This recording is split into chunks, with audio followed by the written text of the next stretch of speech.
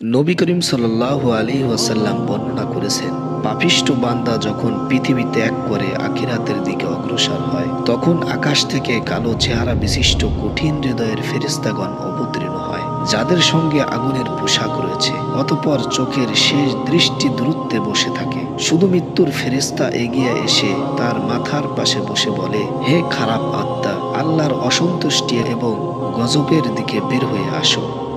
তিনি বলেন, তখন সমস্ত শরীরে তা ছড়িয়ে পড়লে এমনভাবে টেনে বের করা হবে যেমনিভাবে ভেজা তুলা থেকে বহু কাটা বিশিষ্ট লাঠি টেনে বের করা হয়। এতে তার সকল শিরা উপশিরা ছিঁড়ে বের হয়ে আসবে। তারপর আকাশ ও জমিন সহ আকাশের সকল ফেরেশতাগণ তাকে অভিসম্পদ করে। সেই সাথে আকাশের সকল দরজা বন্ধ করে দেওয়া হয় এবং প্রত্যেক দরজার অধিবাসীগণ আল্লাহর নিকট দোয়া করতে থাকে যে তাদের নিকট দিয়ে যেন তা না নেওয়া হয়।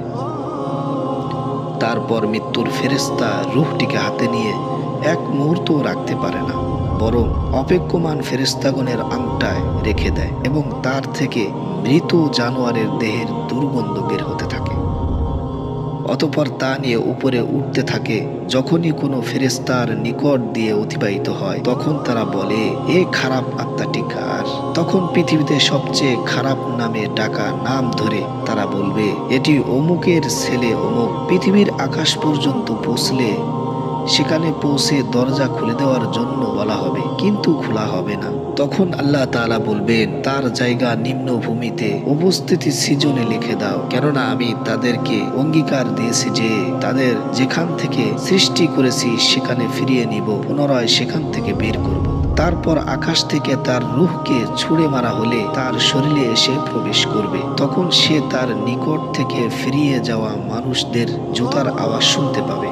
অতঃপর তার নিকট গাম্ভীর দুজন ফেরেশতা এসে থমকাবে এবং তাকে বসিয়ে বলবে, তোমার রব কে? সে বলবে, আমি জানি না। তারা বলবে, তোমার দিন কি? সে বলবে, আমি জানি না। তারা বলবে, সেই লোকটি কে যাকে তোমাদের নিকট প্রেরণ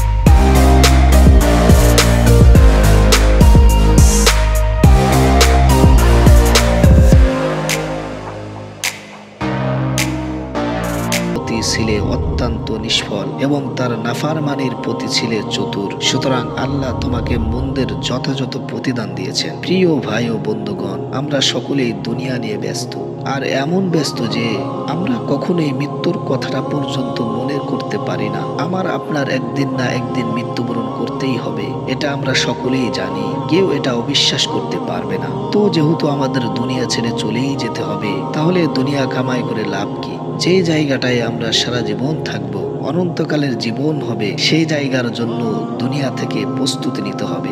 বড়ই আফসোসের বিষয় হলো, মানুষের পুরো জিন্দেগি কেটে যায়, বদ আমলের অভাব হয় না, অথচ মানুষকে দুনিয়ায় পাঠানো হয়েছে আল্লাহ তাআলার আনুগত্য করার জন্য। আল্লাহ তাআলা আমাদের সকলকে মৃত্যুর কথা স্মরণ করে দুনিয়ায় সমস্ত পাপ কাজ থেকে বিরত থাকার তৌফিক দান করুন।